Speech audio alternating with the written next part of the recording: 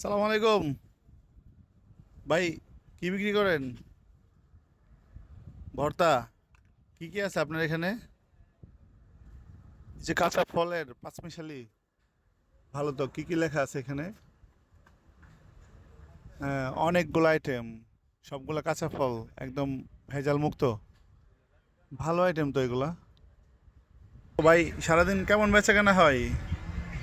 এই যে গাড়ি দিয়ে ঘুরে ঘুরে মানুষকে তাজা ফলের ভর্তা খাওয়াইতেছেন, বেচা কেনা কেমন হয়? হাজার দুয়েক? ভালো তো।